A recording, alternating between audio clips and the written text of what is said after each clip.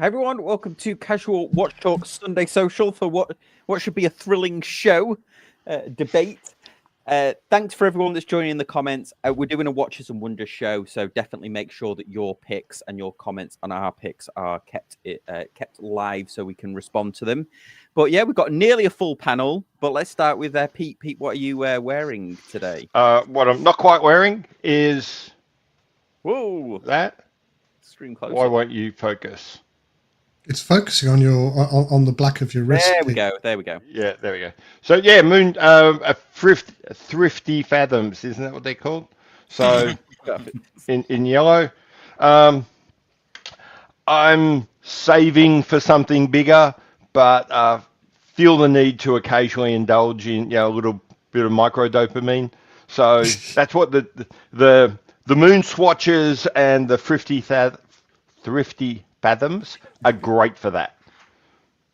Yeah, I'm still not on board yet. Anyway. Yeah, but that's because you're allergic to fun. That's what coming from Manchester does to you. Oh, yeah. The grey it's the north, rain. Frozen north. Colby, what are you wearing? Well, I just got this in the other day. It's Starbucks. my first Rolex Starbucks. It's one that I'd wanted for a long time. So I have a lot of criticisms of Rolex, but at the end of the day, they're very good watches. And so I've been enjoying having it on wrist. Oh, that's really cool. Somebody actually asked me about one of those yesterday, where they could get one from.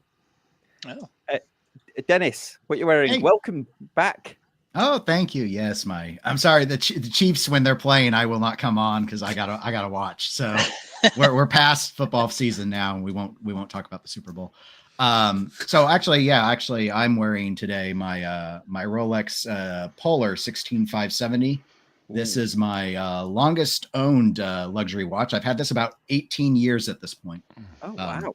And it's probably quite a collector's item now, because I'm assuming Rolex is going to rename this to the Explorer Dweller. So these ones that say Explorer on the dial are probably going to become very coveted. Yeah. Actually, given what it was for, it's the Cave Dweller. That's true. Yes, the spelunking watch. Which back when I got this, nobody wanted these. I bought this used. They were well under retail. They were not liked watches at all. Yeah, well, Cave Dweller sounds like as much of an insult as Land Dweller, doesn't it? Mark, what are you wearing? I have my. If it'll focus, come on. Omega Seamaster Regatta chronograph. Awesome, very cool. A subtle little number. And then I will round it out. I am wearing my Bremont. On a Frog Squad strap, on a Frog Squad sort of Marine Nationale type strap. Thanks to my friend Luke. But yeah, this'll I think this'll definitely one of my picks is this brand. So we'll see how we got on. Okay, so we've all picked watches, and we're going to then discuss and decide whether they were hit or misses. Pete, we're gonna go straight out the gate with your Chopard. Okay. Yeah, I just love this watch. I love this watch. I'm always ambivalent about stealthed out watches. I sometimes like them, sometimes don't. Micro brand gives me a stealthed out watch. I just don't even see it. It just goes straight past me without paying attention. But when a high jewelry brand, a brand that also sells like high-end $100,000, $200,000 bracelets and diamonds comes to the party, I enjoy it, and I think it looks cool. And I've got another Chopard, and having the two next to each other would be just such a dichotomy in approaches that I found myself thinking, if I had the money, I'd be buying this watch today. Wow. I do not, and I will not, but this is a watch that made me think, yeah, I'd put this on the list I want to buy. All the watches that I picked today are ones I'd like to buy. So they're not statements of some sort of general quality for other people. It's just, I love this. Yeah. My only thought about it is it looks a little sphincter-like. That's T3, isn't it? The time teller. That's the hill he'll die on. Does he say that about all the Alpine Eagles with the eagle eye effect? Yeah. Okay, because I actually think that's a really cool dial effect. I like this, but the lack of bracelet bothers me. Chopard makes some of the best bracelets in the game. That was one of the appeals for me. That it's on rubber, not a bracelet. I must admit, I'm going to be the anti-Pete on this one. I don't really like stealthed out watches anyway, because I go for legibility. I don't like with the Alpine Eagles. I generally like them, except for that horrible Roman numeral 12 at the top. Couldn't you have done something creative rather than slap a Roman numeral on the top? Date at 4:30 doesn't bother me. I know Pete likes those. I like the orange bits. And, I was really impressed with the case technology. It's another version of Ceratanium. They call it ceramicized. So there's some interesting case technology. They just, should have started designing this before 5 to 5 on a Friday. They could have made this stunning, and they didn't. And, I like a bracelet, but I wonder how much a ceramicized bracelet would have cost them to do. So I understand why it's on a rubber strap. Well, Vormex did it for $4,500. No, that's a ceramic bracelet. That's a ceramic, not a titanium bracelet with the Ceratanium process applied to it. So this is actually quite clever. It had me thinking all sorts of intellectual property considerations, but no. Dennis, you feeling it? Indifferent? I like the Alpine Eagle. This would not be the first one or maybe the third one I would buy, but I like it better than the platinum one they came out with this year, which if you want to talk about a 5 to 5 watch, hey, look, let's do a ice blue dial on a platinum watch. That was one that they phoned in just before they left for the weekend. So this is better than that. And I like the orange accents. Actually, I think it's a pretty attractive watch, but I'd rather get one of their bracelet watches. It looks a little Hublot-like to me, which puts me off a little bit. Yeah. Good. So what we're saying, a hit sort of in between, half and half. I think it's a watch that has a very distinct audience. It's niche. That's fair. It's definitely niche. It's a hit for a very specific subset of enthusiasts. Yeah. Cool. Well, thanks, Pete, for kicking us off. Next up, Colby, one of yours that you've been. I know you've been quite enamored with this, haven't you? During the week. It's my turn to get made fun of.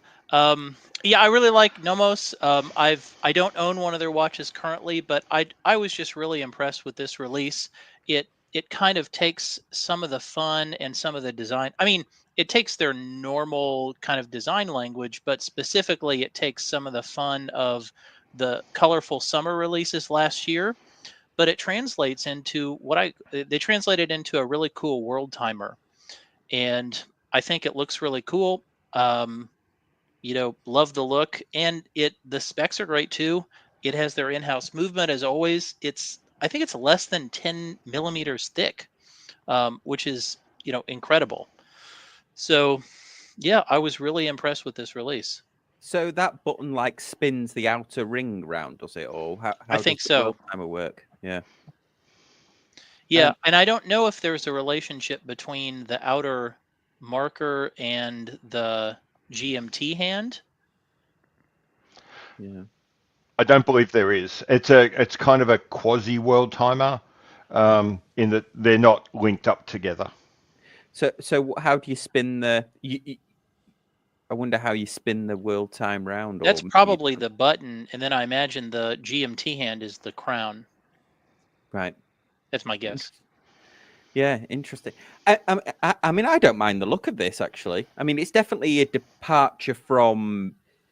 There could be another name on the dial, couldn't there? And I don't think you'd... If it didn't have Nomos on the dial, you could probably have a guess it was, but you could also guess it might be a couple of other different watches, because I don't know if it has their design language particularly, but I don't mind the look of it. I think it's kind of a train smash between their Club Sport, which I think is what most people think of with Nomos, and the World Timer that they already had, which is quite different. It's much more modernist, and it's a bit of a train smash between those two concepts. I think this is fine. I personally feel uncomfortable with Nomos. It's not a brand that sits well with me, and as a result, it's difficult for me to really warm to their watches. It's just like it's nice. Oh, good. Oh, Mark's just gone off camera because Mark was. I'm dying. I'm trying to resist calling this Bauhaus, so you can tell me off. This isn't Bauhaus.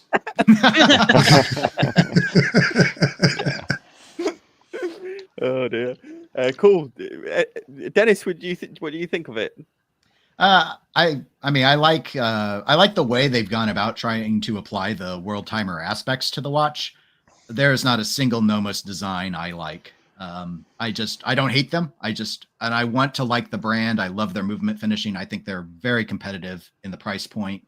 And I don't even have a problem with their normal lugs that a lot of people do have an objection to. The dials have never resonated for me, any configuration.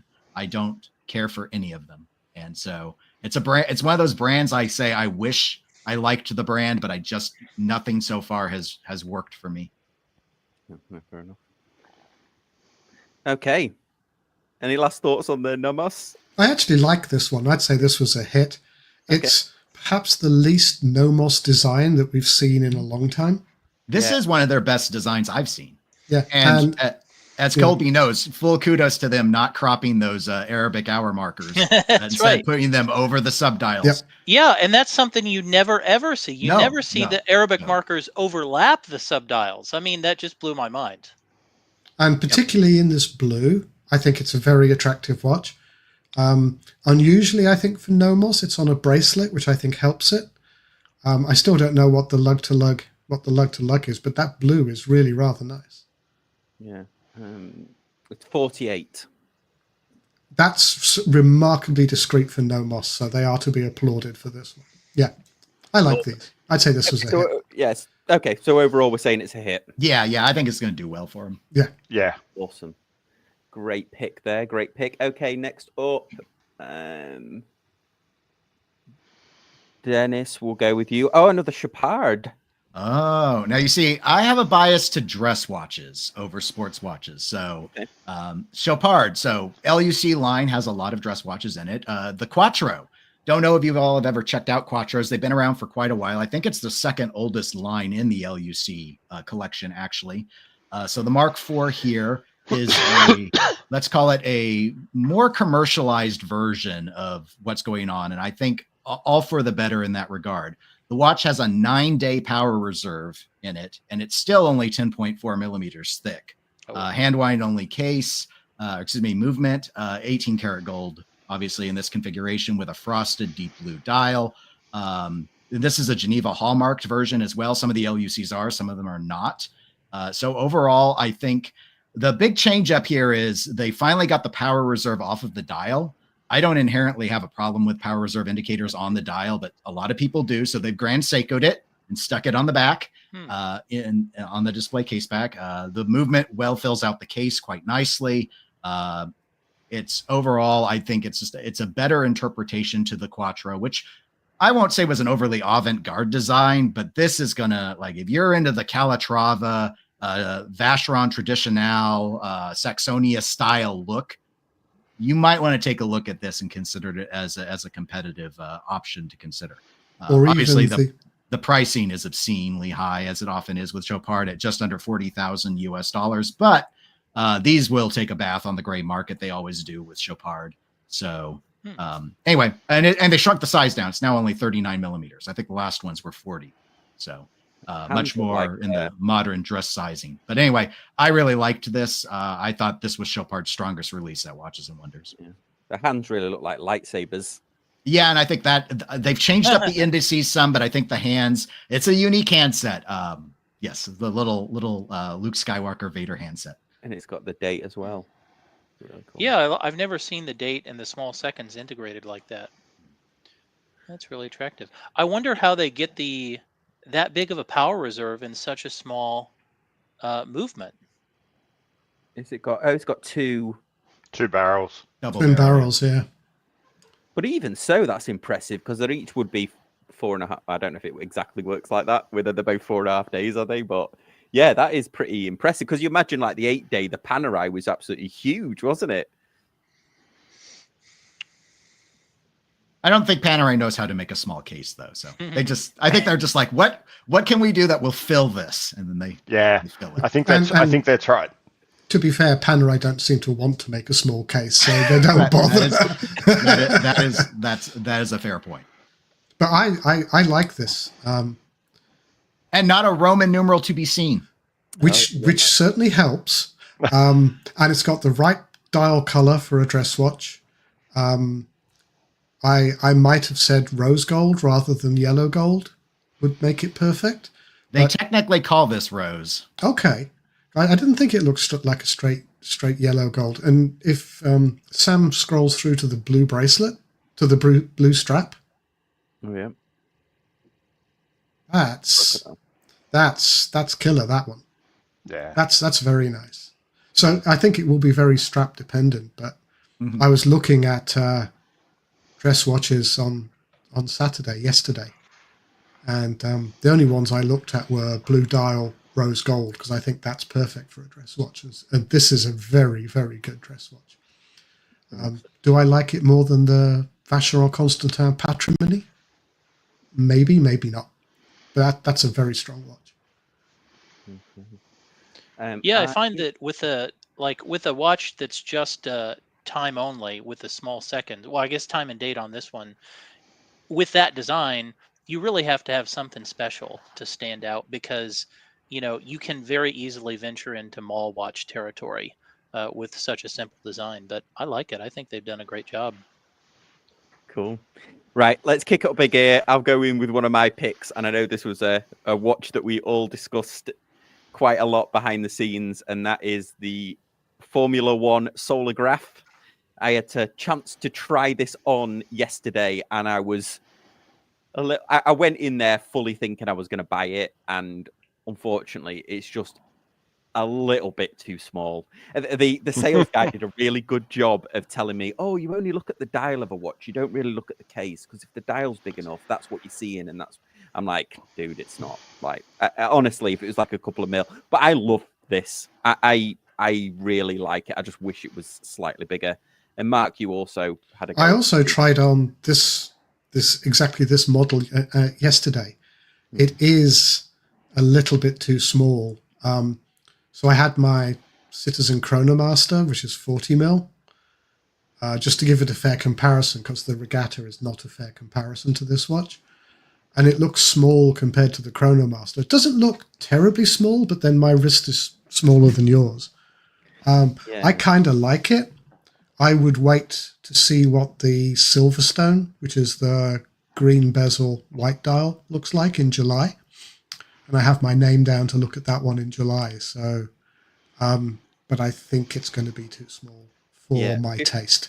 I mean, it's better than the Kith, but yeah, I mean, the Kith was really. I had the Kith one; it was really small. But I'll just say one thing, because I think the most discord about this was the fact that it's nearly $2,000, and it's not a $2,000 watch. Like, I'd be amazed if there was $300 worth of actual core components, but I understand why it is, because if they made it like $1,000 or cheaper, that's right in like Citizen, Seiko category. They both have solar quartzes around that price. In fact, I reviewed a Citizen today that was like a $650 eco drive. So I understand why it's that price, because of the prestige of it. So that doesn't bother me that much. But what's everyone else think?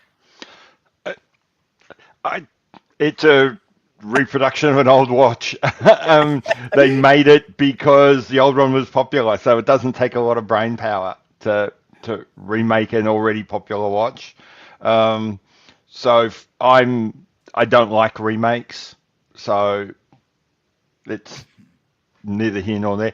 Interestingly, and this was sort of an interesting question, how would you feel about the price if it was $300 cheaper? Oh yeah, I mean, obviously, I understand why it's the price. It's not. I actually don't think it is probably worth that. I would have paid that. In which case, come to Australia. It's $300 cheaper. Oh yeah. Well, if it was bigger, I would have come out of there yesterday with it. If it had been slightly bigger, I'll have a think about it. And obviously the argument as well is I think it's like a polycarbonate or like a ceramic or something. The other ones that are coming out, they do have the strap that has the tag logo either side, so that's probably going to bulk it out. I think to me, the design language of this watch just doesn't speak to me, and I think it makes me think of it. It doesn't look like an adult watch to me. It almost looks like a Fisher-Price watch. Like a Flicks, like a Swatch Flicks. Yeah, something like that. I mean, it's to do with just the shape of the bezel and the ring around the outside of the dial. It just doesn't look like an adult watch design to me. Yeah, I'm not. Sorry. No, sorry.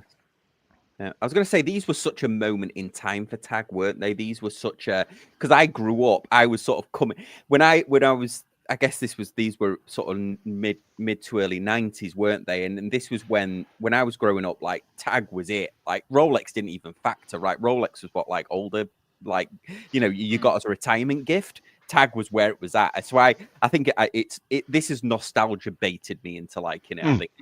Yeah, and it was the Japanese Grand Prix.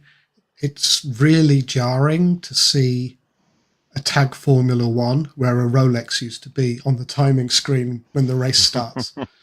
And if this had a red bezel, you would be watching it when you saw Formula One races. And if I'd had an original F1, I could have sold it to the guy in the tag store on the spot. But I like it, but I think it's 2 millimeters too small. I'm not familiar with the vintage piece, so I don't. It looks like that. I didn't, so I'm not approaching it from that perspective. I think it looks fun. I don't like it at the price it's at.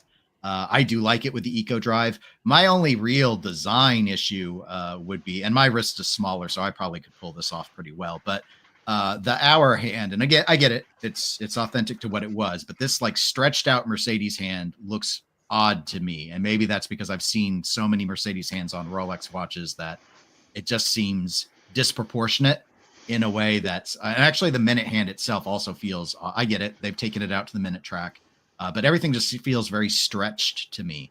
I actually like the bezel and the plastic look of it. Yeah, that mid Mercedes, as I was calling it, the other one, the previous one, it was 36, and that really did look like a Swatch Flicks because I had the Kith version, but that almost had a full-size Mercedes hand on it. That definitely is shrunk even in comparison, I think, to proportionally. I'm wondering if it's because of the weight of the hands for the quartz movement or something. I thought the original was either 34 or 35. Yeah, so it would have been even smaller than this. Yeah, it was the original is tight. Oh, actually, so James Blonde is saying 35. Yeah, but the original is because I had that Kith one and I would have kept it. Honestly, I ended up selling it for exactly what I bought it for, so I didn't. I reviewed it and then flipped it. But this one has like a nice. I like the cheap. Cheap's not the right word. It's very light. But it has like a rattle to it. It has like a Seiko sort of, like a lightness to it that I really liked. Maybe I'll talk myself into getting it, but who knows? Anyway, okay. It's too small for you, Sam. You're not talking yourself into that watch. Well, yeah. I suspect in July I won't be either, but at least I'm going to give it another try. Okay. Now back with the grown up watches and Pete's Ulysse Nardin. Ooh, beast. Yeah, I was maybe just in a silly mood this year and just was looking at it, and I like kind of this idea of saying, how much air can we get into a watch? How much can we create a 43 millimeter watch? It's a nice big watch. It's a proper adult size, but then basically have just strip everything out of it. Yeah, so it's that simple. Yeah, this is, so is this using a version of like their freak movement or whatever? No, uses the same, if you like, technology. Talking about IP before, that's basically how Ulysse Nardin make their money. They own a whole bunch of IP, and then they just throw different parts of the IP at different watches. Yeah, they have so a lot of the silicon stuff is in this watch. So it's got, but it doesn't have the double impulse escapement type stuff that the Freak does. Yeah, and they have that interesting grinder mechanism, don't they? For the yeah. Which I think actually that they've patented it, but on everything I've seen online is actually like it's not like a perpetual machine, is it? But that could be used for like loads of stuff, couldn't it? Like it will wind in any direction, but you could, I guess that would have like industrial applications beyond watches. Yeah. I think they've lost some of their original IP as timed out. Yeah. Because there's a lot more silicon around than there used to be, but if they're smart, they've done continuations in part or developed it further. So, I mean, to be honest, I think this is a great looking watch. I don't think I'd ever buy it, even if I had the money. But as a thing to look at, I think it's magnificent. Yeah, I'm glad they're still on the map, Ulysse Nardin, aren't they? Because I think for a time they were kind of forgotten about, weren't they? I felt like. What is the price? Does the website give the price, or do you have to contact somebody? Yeah, good point, Colby. I think it's like 38,000 euro. Yeah, it's horrendous. But that's relatively reasonable for Ulysse Nardin. Yeah. Yeah, it's well within their normal price bracket. This they doesn't really work for me personally, but I don't like skeletonized watch design as a general rule. Cartier does an okay job at it, and I pretty much dislike anything else that I've seen from anyone. I find them very hard to read, depending what you put as your backdrop. Obviously, it'll be your wrist in most of the situations. Carbon fiber, to me, makes any watch look cheap. So I don't care for the carbon fiber bezel insert, though I like the rest of the case design and the strap choice.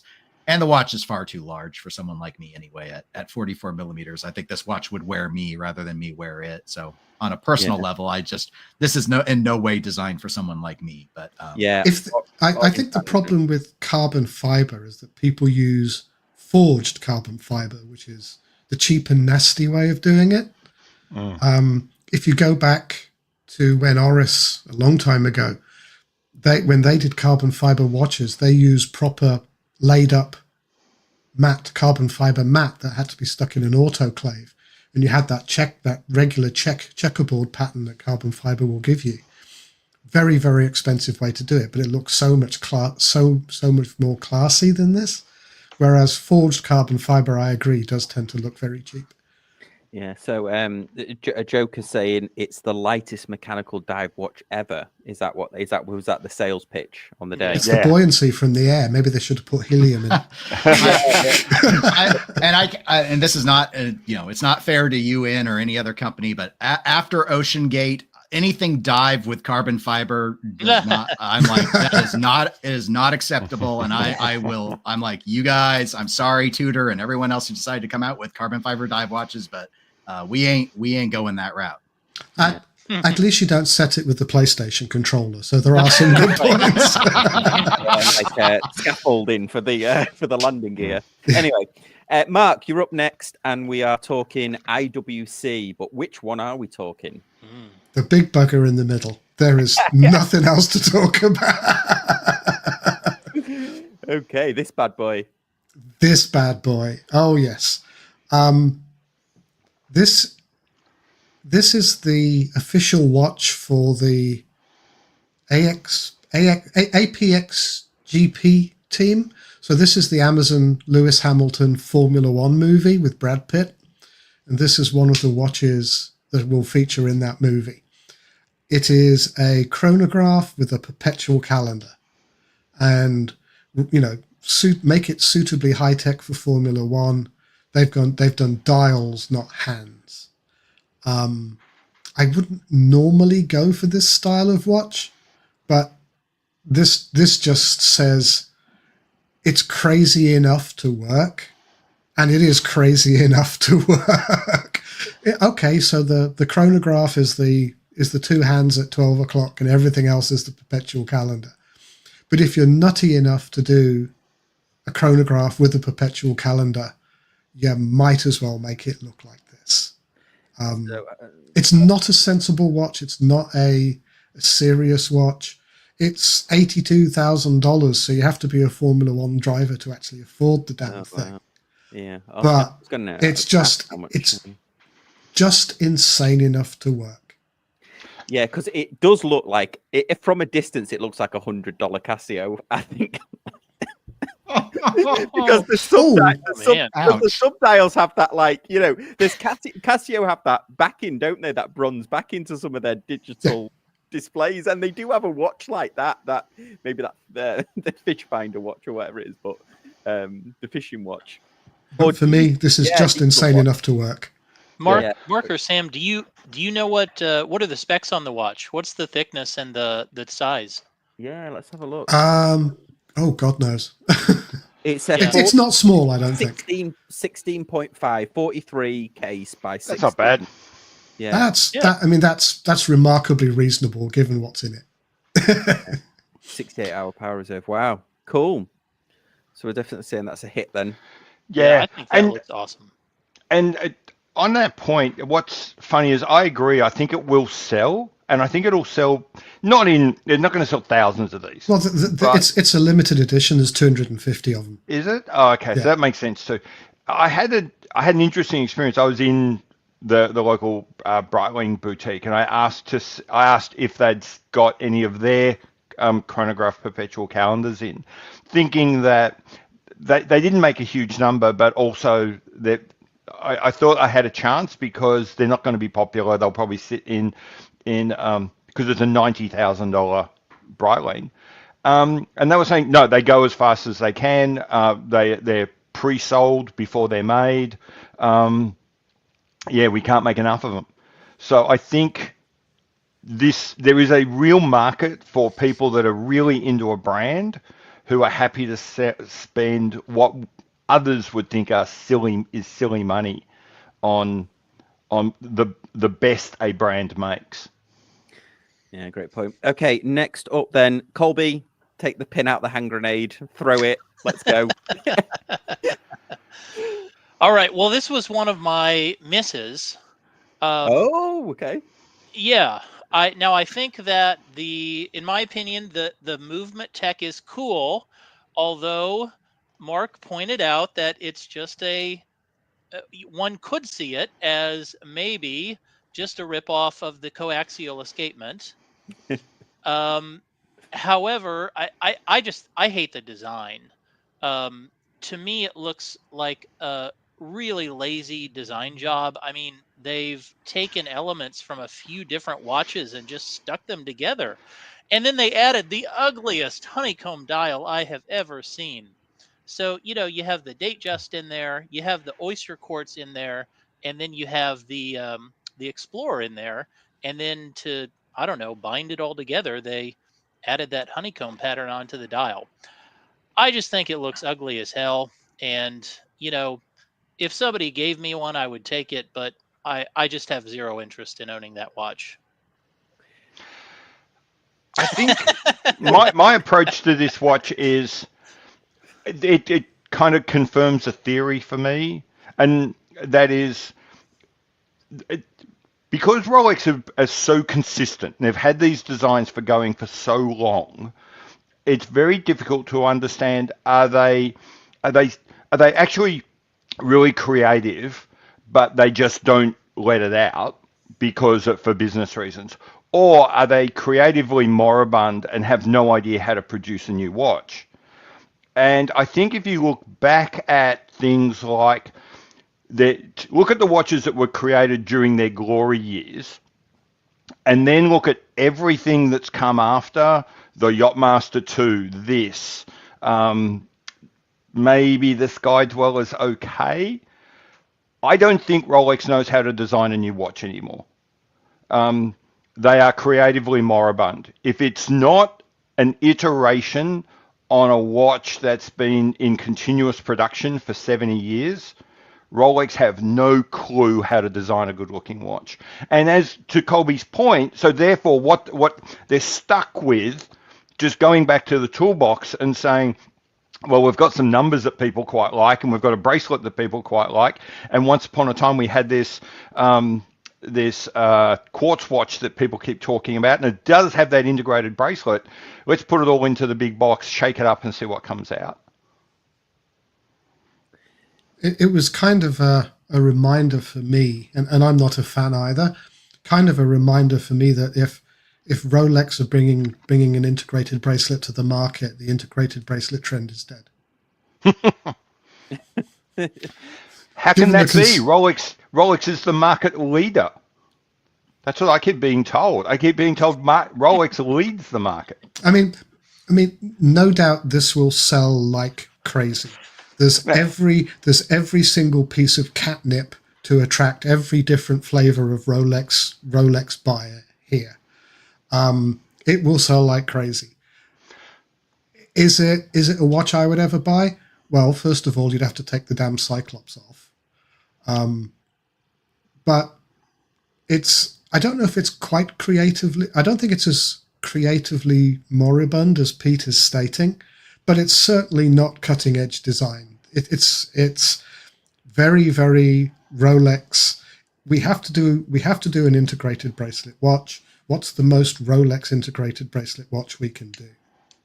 Yeah. And there's nothing wrong with that, because that's what modern Rolex do. It's just nothing like as exciting as everybody on YouTube and social media is saying. And that's always my objection to Rolex is, will you guys put the box of tissues down and look at it objectively? Yeah. I mean, yeah, I agree in a lot of ways. I agree with Colby. The dial I think it's a honeycomb too far with your polished center link bracelet combined with your fluted bezel. But I do think we'll see an iteration away from that dial eventually here from them, something that's going to be a little more conservative and make it a little less blingy. But yeah, it does feel like an Explorer 1, I guess, if you want to number them, mixed with a date just and then thrown in an oyster quartz case. But the movement tech is, 66 hours of power reserve out of a 5 hertz movement. It's not an everyday thing. Most brands won't play in the 5 hertz space at all anymore, and they don't generally give you that level of power reserve. I found the coaxial reference interesting. Omega couldn't make a sub 9.9 millimeter watch to save their life at this point, especially with coaxial. I think the thinnest watch they've got is 9.98, and that's one of the DeVille's. And I think they have all 2 that are under 10 millimeters thick. Everything else is bigger than that. That's 36 millimeter or above. This is an impressively thin watch for what they have going on with it.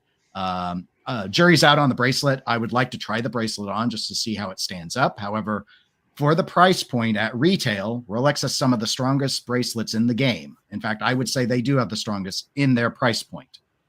And so I expect that it will feel good on the wrist. And that's just something a lot of these other brands that are trying to compete cannot say. But I would never buy this because I think the dial is pretty ugly. So, well, the bracelet, I'm sure the links will be well made and well machined and all that. But as far as I can see, it doesn't come with any half links, and because it's not a butterfly, but it's a fold over, kind of simulates a butterfly effect. I don't see how you'll be able to get a good fit, so you'll have to wear it too loose or too tight. Yeah, they did make a song and dance about this bracelet, about how these little links you should get a tight fit on. But you're right, you're a link. But just before, I'm predicting somebody tomorrow is watching this on repeat and they're typing, it's not the Explorer 1, it's the Explorer. So that person, hear you, stop typing. well, I did say Explorer, and then I said one. That's true. If you want to call it that. I tried to shield you, Sam. They can direct it. They can go to my channel and direct it at me if they want. Yeah, I said criticize. Explorer 1 in one of my first ever uploads that I did like 8 years ago, and I still get comments today. Well, it's actually just Explorer. So I'm just future. It's tragic, guys. It's tragic. Yeah. Awesome. Cool. Okay, so then next up, we did Colby, that was one of yours. Oh yeah, Dennis, we're back to you. And let me get rid of this. Ooh, this is a nice one. Yeah, Reverso tribute. Oh, more of my dress watch fanaticism going on here. All right, so I only had one hope out of JLC this year, and that was I wanted to see them revamp the Polaris, and I didn't get to see it, and so I entered in, and I was like, oh look, 80,000 new Reversos, great. I'm gonna like all of them because I always like the Reverso, but I'm not gonna get excited about any of them. But I was wrong because this Milanese bracelet, and I've seen video of it. I think Time and Tide had a video showing actually putting it on. It is incredibly supple. And one of the criticisms I think you can have about a lot of the leather straps that the Reverso comes on is you got to break them in or else that watch can sit up on the wrist. And so I used to have a steel Reverso with one of the, polo boot leather straps or whatever they call that. I don't know. And once I got it broken in, it felt really good. But for a while there, it didn't wear all that well. So I just think that in the smaller case sizing, it reminds me of when the all gold Vacheron 222 came out, or the yellow gold Piaget Polo came out a couple of years ago. In that there's a line when you have this much gold between trashy and like vintage elegant, and I think this has been on the right side of that line. This Reverso has, it's like 45.5 millimeters lug to lug. The width of the watch is only 27.5 millimeters. It's going to be very subtle. It's going to wear extremely well with this bracelet. The price is, of course, Richemont absurd at $41,000, but these will fall gray and secondhand that all the Reversos do. So I was just really surprised to get excited about this. And again, for dress watch fans, 7.56 millimeters thick. It's going to be an immensely wearable watch. I like the frosted dial in the monoface tribute look. That configuration is one of my favorites. So anyway, I was telling myself I am not going to get excited about any Reversos this year. I am tired of them only doing Reversos. But the bracelet did win me over, especially because I don't like Patex's ellipse. And so I can't get into the bracelet on the ellipse model because I don't like the shape of that watch. But I love the Art Deco design of the Reverso. Yeah, I've reviewed a Reverso on the channel, and it's not to my personal taste, but they are spectacular. Like they are really cool. I like the look of that Milanese because that's really hard to get, isn't it? The mesh bracelet, it's really hard to get right, I think. But cool. Any other thoughts on that one? I don't know why they made the thing look like it's in a microwave. Weird decisions are made, but I want to also point out for Mark, yet again, not a Roman numeral to be seen. Yeah, and if Cartier had done this, it would be thoroughly ruined because they'd have slapped big, ugly Roman numerals on it. If Cartier it. had done this, the bracelet would have, the rings would have been Roman numerals, just various Roman numerals in a hodgepodge pattern. I must admit, I never know what to think about the Reversos because they're so not on my radar. Being small, being dress watchy, I can understand the appeal intellectually, but the thing is, I treat it like a fidget spinner. That reverse mechanism would be broken in a week. If you gave it to me to play with, I'd be sitting through a boring meeting and it would be just worn out in seconds. Yeah. Cool. One long Zoom meeting too many and I'd have broken it. I just don't know. I mean, as Reversos go, that's a nice one, but they're just not generally on my radar. Awesome. Well, I'm going to try and unite the panel because even though I have got a new fond for this brand, I just can't understand this watch, why they made it. This is the Bremont Terra jumping hour. I don't understand this at all. I really like this watch. Yeah, I don't understand. I don't understand your discomfort with the watch. I don't. It's not necessarily something I'm dying to buy, but the only thing I don't like about it, I actually don't mind it. It looks like kind of they've taken a normal watch with a normal dial and just stuck an insert into it. And I don't like that look. So we've got the ring around the outside. It kind of looks a bit part spinny. But apart from that, I don't see what the problem is here. That's what I think. It looks too much like a normal. And I know, both, the Christopher Ward Fears it was their normal cased watch with a jump hour in it, but there's just something that's off about this. I don't know whether it looks like a old spy watch that might have a film camera in it or something, or maybe one of those sort of clicky things that you look through for the images when you're a kid. It just looks like there wasn't a lot of thought put into it. I think they wanted to do a jump hour, but then that was as far as the commitment went. They do have another nicer looking jump hour with a black dial, but this one is, it's odd to me, to be honest. This is the watch inspired by a 1960s bathroom scale. Yes. That's right. It looks like a bathroom scale. It does. Great point. Yeah, great. And point. With that, whatever that pointer is in the middle, does that move? Yes, that's the running seconds. Because you guys, I'm gonna defend this watch. Okay. Well, okay. Let me carry on taking the piss out of it, and then I'll shut up. I mean, that running second looks like the indicator to tell you if it's magnetized or not, because that's a compass. Yeah. Right. So if the compass pointed north, your watch is running fine. If it's stuck in one direction, it's magnetized and have it serviced. That's what it looks like. It looks like a spinning. I've got, if you look at old maritime compasses, they have that kind of design because they've added the running seconds to it. Sorry, Dennis. Sam put it in here, but I'm gonna look. This was the best jump hour of Watches and Wonders. This is more interesting and better looking than Cartier's Tanka Guiches or whatever they put out with their little weird old 1920s jumps that you can't even read because the aperture windows are too small. They have done a brutal vertical integration. Everything is aligned in a strict vertical sense. You have a vertically brushed face of the case with circular brushing on the rest of the case outside of the dial portion. So it actually has visual interest. I do question the use of bronze here, and Bremont pricing is still apparently just as bad as it always was. But it's easy to read these jump hours. They actually put a running seconds, and it's playful. It's a playful compass running seconds. If this was 1/5 the price, I would buy it. I have a suspicion if it was made by someone else, it wouldn't cop anywhere near as much flack either. No, I mean that's possibly true. I think people come prepared to give Bremont a kicking. They're looking for the watch I'm going to kick, and this was the one that got the kicking this year. I mean, to me, if you've ever seen any of the trilobe watches, that is steampunk bathroom scales. I love the trilobe watches. Unfortunately, they're like 30 grand. But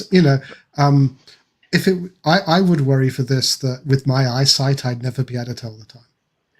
Yeah, and also if you scratch that front plate, if you scratch the top of it, that is a scratch you're going to see every time you look at it, isn't it? Like it's got a very scratchable front glass. And I wonder if it would look anything like as attractive, because it is an attractive case. Let's find the one that they. I wonder how it's going to patina. Yeah, let me just. I have got a Bremont that I do really like on the list, so I am. There's the other one, so that looks a bit more like it's got a, sapphire on it. That's better. It has an actual dial. Yeah, that's to me that's a lot better. But that's sort of Smith's Industries rev counter. Yeah. So this one I understand a lot more than the other one. Put it that way. Now, I do think the Bremont is using the Cupro aluminum bronze, so I think it'll darken like Tudor's bronze does, rather than get all green. It should evenly patina is the idea. I still, honestly, if it wasn't Bremont, I would have said the answer is that watch should have been made in gold, not bronze. But yeah, it's already expensive enough. I think that's a good point. It would look stunning in gold. Cool. Right. Well, we're going back round, and this one isn't technically Watches and Wonders, but we're allowing it. It's adjacent. It's back round to Pete. Yep. Everything I love in modern Breitling. It's fun. It takes what it takes an old vintage style. I've got an old Breitling Sprint that is like this, but it doesn't just replicate it. It makes it for the 2025. As a Lancia Group B rally car guy, I love the Martini styling. And at the end of the day, it's a little bit smaller than I'd like. It's 38 millimeters. 40. This is just screaming out to be. But it's a sort of, yeah, it's exactly what I like in this kind of fusion between old and new. It's fun, it's casual, it's easy to wear, well made, well priced. It's pretty cool. It's only 13. It's almost exactly 13 millimeters thick. It's 13.03 millimeters or something, which for an automatic chronograph's pretty cool, pretty good. It's really only the Daytona and possibly the Zenith go under that at this kind of price range. There is a downside for Americans. It looks like Breitling's well and truly priced in the new tariffs. This is almost 35% dearer in America than it is in Australia. Yeah, Mark at Long Island Watches made a great. If anybody's not seen his video on tariffs or on the tariffs that are personally affecting his business, you should definitely watch it. I don't know. I don't love this. Pete, this looks. Bulova has a very similar watch. Yes. The Bulova surfboard. What do they have any relationship? Is this an homage to that, or did that? Do you know the history? Breitling have been making these surfboard style designs from back in the 60s. They've been around for. That's a style they've had forever. I don't know anything about Bulova. Don't care about them. They're irrelevant to me. It looks like Breitling have done this style of design much better than Tudor ever did it. I think there used to be some Tudor chronographs that Tudor like that. look like this.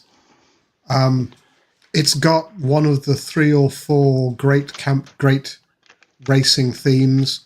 There's Martini, Alitalia, Marlboro, the Gulf, Castrol. Yeah. There are a few great racing color schemes that this does Martini very well. It's not my cup of tea, but I can see the appeal to it. I was playing with a chronomat yesterday, so I get Breitling chronographs much more than I ever used to.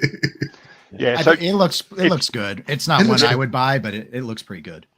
So that's like not the watch it's based on, but if you go back, in fact, is that upside down? No, that was the right way. Right. So that's the 1965 version. Cool. Yeah, really cool. Okay, next up, because I don't think we're going to get to all the picks. We're rapidly running out of time, but we've got to do this one. This is yours, Colby. This was the Ultra. Yeah. So for me, I think for what it is, it's cool, and I'm a big fan of the Pelagos line. The reason this is a miss for me, though, is that I was assuming that integration of the master chronometer into the Pelagos case would mean it was thinner. And that was my only problem with the Pelagos line, is I thought it was a little thick.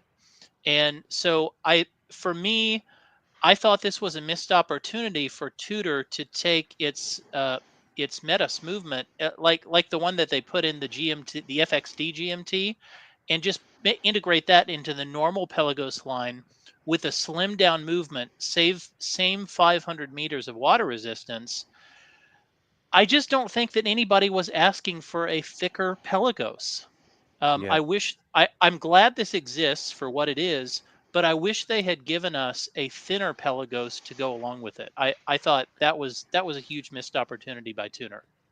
Yeah, they took the savings of the movement and added it to make the water resistant. Right. Yeah. They gave with their right hand and took away with their left hand.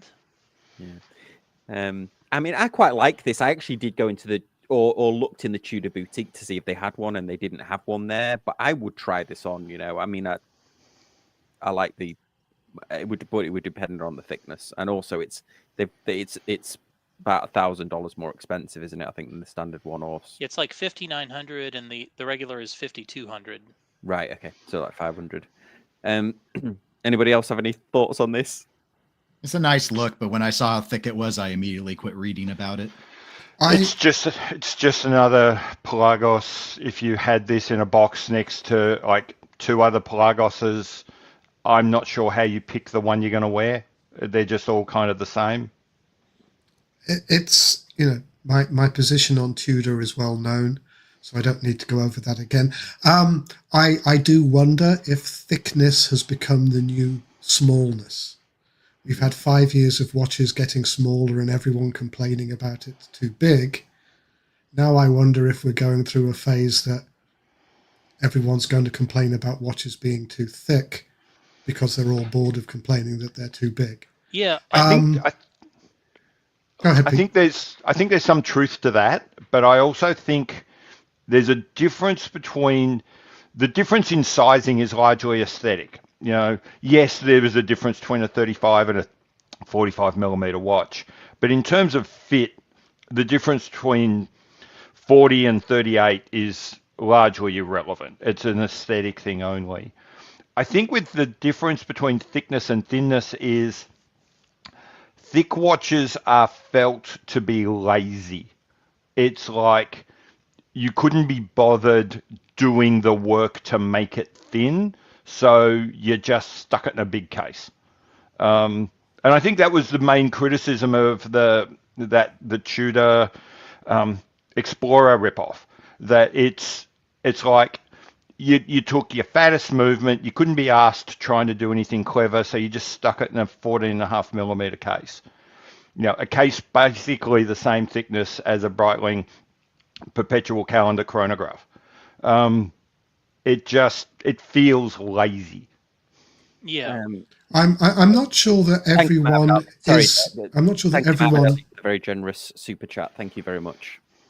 I'm not sure that everybody is taking that very considered approach, Pete. But I buy what you're saying. But again, just another Pelagos. It is just another Pelagos. Well, if you hadn't told me it was new, I would have expected. I would have said it's already in the list.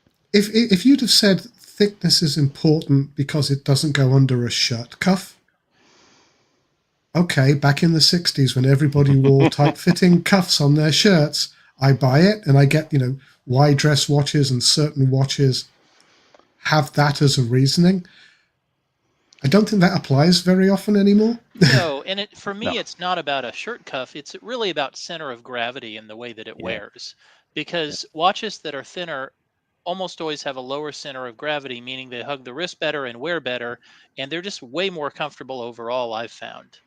For me, I like watches that have a lot of visual presence, but not a lot of material presence.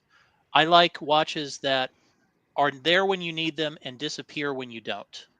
Crystal Ward, that isn't it? Less metal, more metal, or whatever they say it is. Right. I must admit, I'm a bad example. I mean, well, before we're nearly at time, but we've got to get this last one in because this is a cool one, and this is Dennis's Czapek. Oh, okay. This was my miss I provided. The Antarctique. What they had what is the name of? I don't even remember. I'm so frustrated. It's like the secret alloy tourbillon or something. All right. So this here's my problem with it. This is my fundamental issue. I feel like, and I get it because of the designer being the same, but this feels to me like Czapek looked at the 12, which looked at the first Antarctique, and we're like a copy of a copy of a copy. With a guilloche pattern that wants to be barleycorn from Parmigiani, but lacks all the elegance of it, with this massive barrel with a jewel sitting up at the 12 o'clock position. Guilloche is supposed to make watches easier to read. This is not easy to read. I do not care for tourbillons as a general rule on wristwatches because I find them functionally pointless. They're fun to watch spin around, and that's about it. So it's a silver on blue. It's super staid for everything that's going on with it. I don't care what the secret of the alloy is at this point because the watch is shockingly boring. And I like the Antarctique. I like when I was getting a luxury integrated sports bracelet watch, it was in contention. It was, back to Colby's point, too thick for the amount of money they wanted for it. So I dropped that. But here this thing is 63,000 Swiss francs, and it's soulless. I agree. I skimmed right past this one. I always go and have a quick look at what Czapek's doing. It's a brand I kind of like. And this one just, I don't think it even slowed down as I was swiping through. It's like, this is a bit paint by numbers. I must admit, I do like the bracelet, but for the watch itself, I would love to have seen what Armin Strom would have done. Yeah. I think Armin Strom would have done it better. There's a group of watch companies that are around about this price, Beauvais, etc. That there's a very specific kind of look, and this kind of has that look. There's kind of, I don't like many micro brands because there's a real micro brand look. And it comes from the fact that they all use the same manufacturers, which means they all use the same stamping technologies. And so everything starts to look kind of like a version of everything else. At the extreme high end, you also suffer from that as well. There's a kind of real look to, these small brands selling $100,000 watches. And I think this one falls into that trap. If you told me this was a Roger Dubuis, I'd go, yeah, sure. If you told me it was a Beauvais, yeah, sure. Whatever. Oh, What? awesome. Was this designed by Adrian Buchman? Do we know?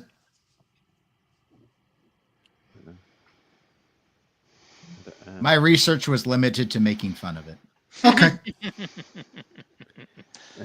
As is fitting. Well, I know who to ask. I have his email. It just mentions about the master engraver. Colby, go on. You gonna have the final. I was. It's not important. I was just curious. What is at the 12 o'clock position? Is that a bear? I noticed there was a jewel there. What's under that jewel? I think it's just the mainspring barrel. Okay, that's what it looked like. But who's asking to see that? Nobody. Cool. Well, on that bombshell, a big thanks to the panel. We didn't get to all of the picks. Maybe we'll have to do a part 2, but we didn't get to all the picks. But a big thanks to the panel. Thank you, Muhammad Ali, for the very generous super chat. Thank you for everyone being so active in the comments. Sorry, we didn't. I know I asked for comments, but I didn't even get to like a fraction of them because we were just going. But a big thanks to everyone. Thanks to the panel. And we'll see you next week on Casual Watch Talk Sunday Social. Bye, guys.